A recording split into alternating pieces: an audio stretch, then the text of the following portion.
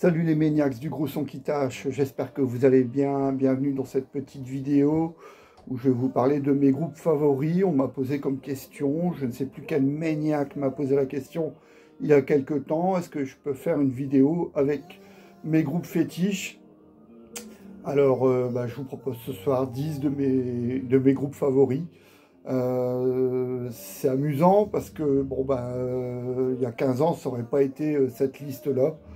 À quelques exceptions, hein. Il y a des groupes que je suis depuis tant d'années, mais bon, là, ça reflète à peu près quels sont mes groupes favoris en 2025.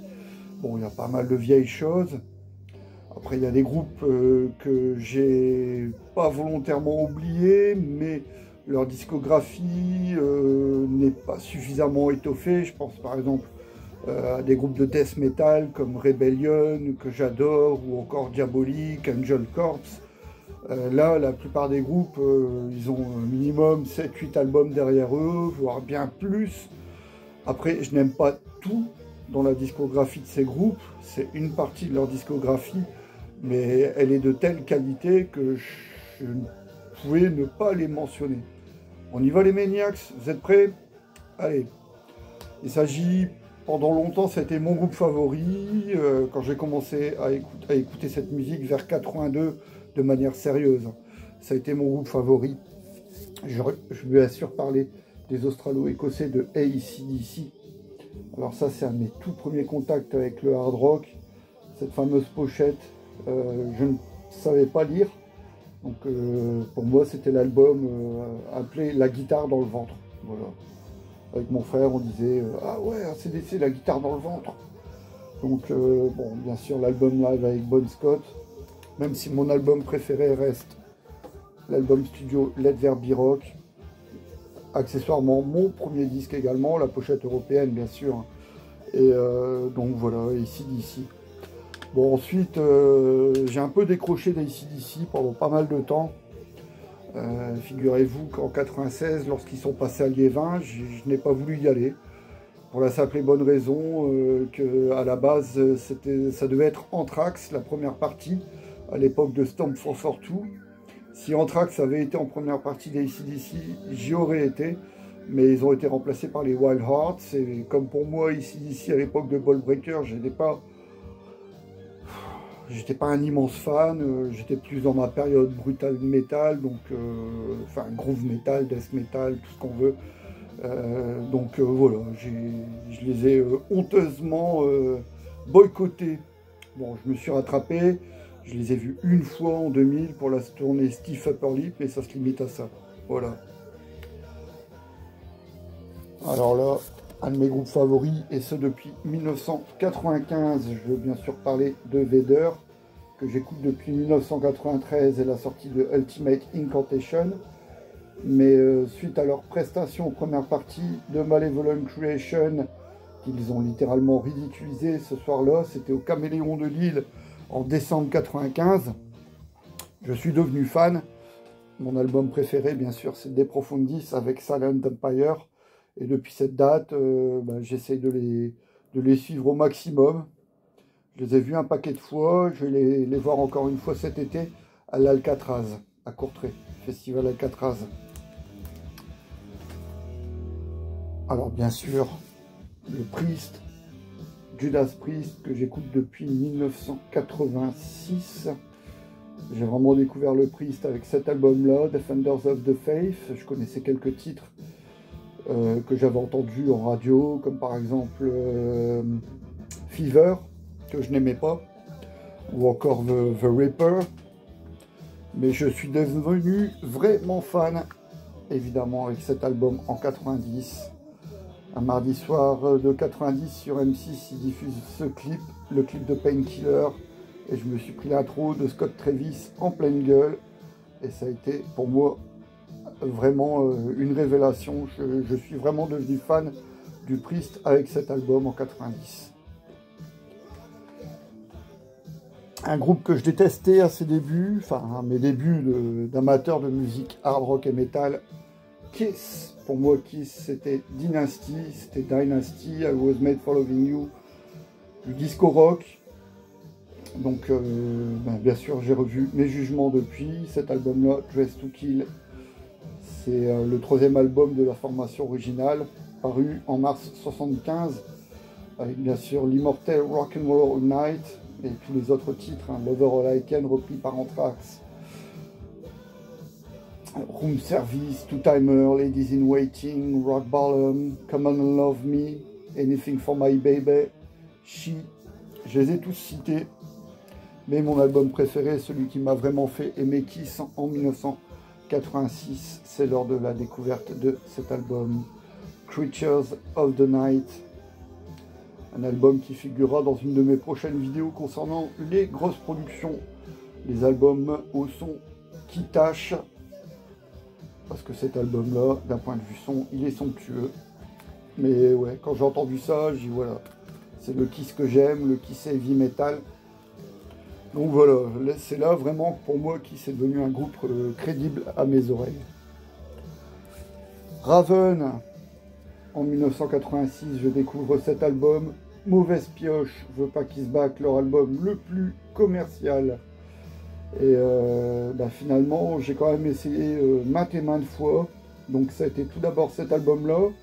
Ensuite, Live at the Inferno, le double album live, best-of des 3 premiers albums que je trouvais un poil trop propre. Puis l'album Stay Hard, encore une fois, une mauvaise pioche.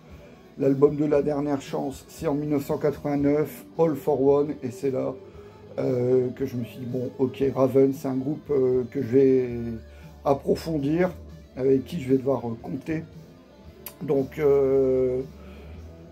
j'ai beaucoup écouté cet album, Nothing Exists Like Excess également, Architect of Fear un peu plus tard, mais c'est après les avoir vus en live en 2014, je suis vraiment devenu un die-hard de Raven.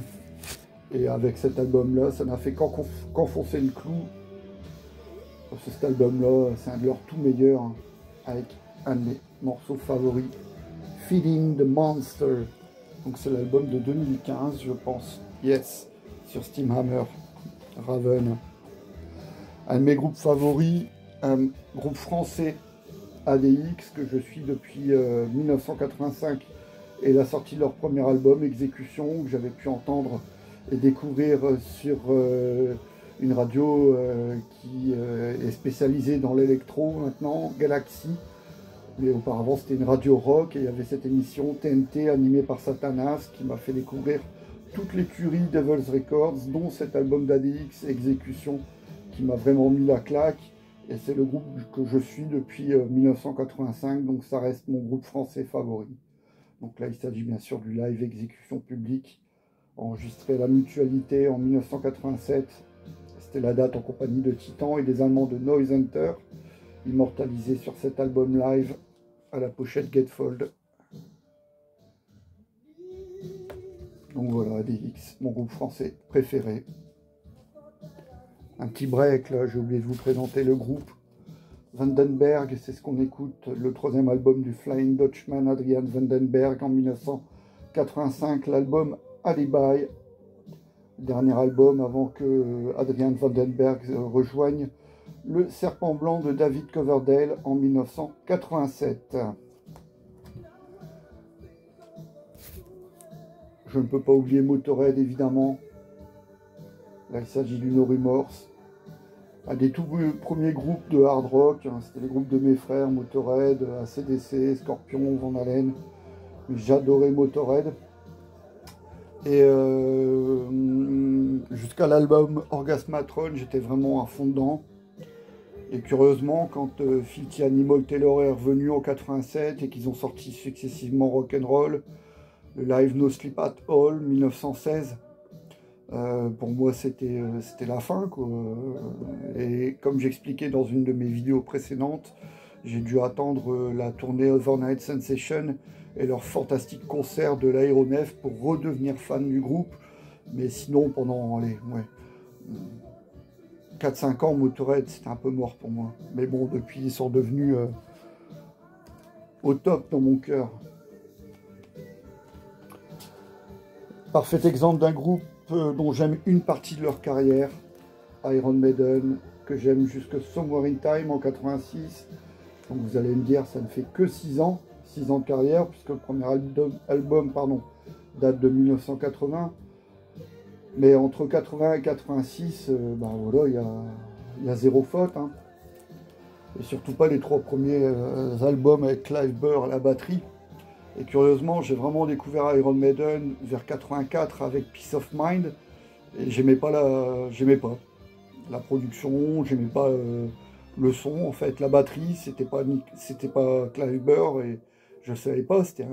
Il y avait eu un changement de batteur, ce que j'avais aimé sur le premier album que j'avais découvert vaguement via mon frère.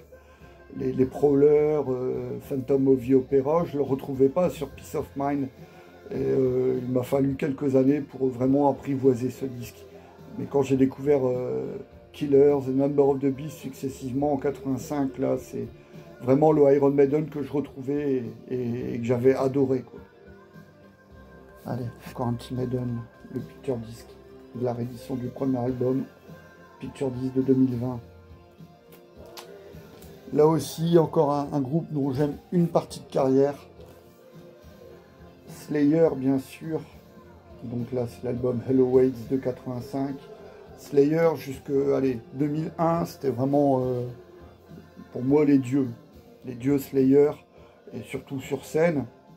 Mais en fait, je les ai trop vus. J'ai dû les voir une dizaine de fois entre 94 et 2005. Même parfois plusieurs fois sur la même tournée. En 98, je les ai vus 3 fois au Festival de Dour. Et puis pour la tournée avec Sepultura et System of a Down, au Zénith de Paris et au Brabental de Louvain. Et parce que à l'époque, pour moi, c'était vraiment le groupe de scène par excellence. Et même sur disque, Divine Intervention, Undisputed Attitude ou même Diabolus in Musica, qui est un album fort décrié, je l'avais beaucoup écouté. Et pour moi, à l'époque, il faisait vraiment partie de mes favoris. Avec God Hates Us All, ça s'est un peu gâté, même sur scène, il restait irréprochable. Mais voilà, l'exemple parfait de groupe dont j'aime une partie de carrière, donc de Hello Waits. Show No Mercy, je suis un peu moins fan, mais de Hello Waits, allez, jusque God Hates Us All. Diabolus in Musica, pardon. C'est pour moi vraiment un très grand groupe, évidemment. Et bien sûr, un groupe dont j'aime une partie de carrière, c'est, pour terminer ce soir, les dieux Metallica. Pour moi, c'était vraiment les dieux, hein, entre 86 et 91. 86, c'est vraiment l'époque où j'ai découvert Metallica avec Master of Puppets, puis Ride the Lightning, et des 3 albums, le dernier que j'ai découvert, c'est Kill 'Em All. Et voilà, hein, pour beaucoup, ça a été un choc. Et donc, je ne vais pas rentrer dans les détails. Vous le savez mieux que moi, les Maniacs, pourquoi ce groupe, c'était notre Led Zeppelin, quoi. Mais bon, ils ont tellement mal tourné que, ouais, la déception a été immense. Mais bon, pour leur première partie de carrière de 83 à 91, voilà, Metallica. Ok les Maniacs, voilà, j'espère que vous apprécierez cette vidéo. En tout cas, je vous souhaite une bonne soirée. Prenez soin de vous surtout et je vous dis à très vite. Ciao les Maniacs.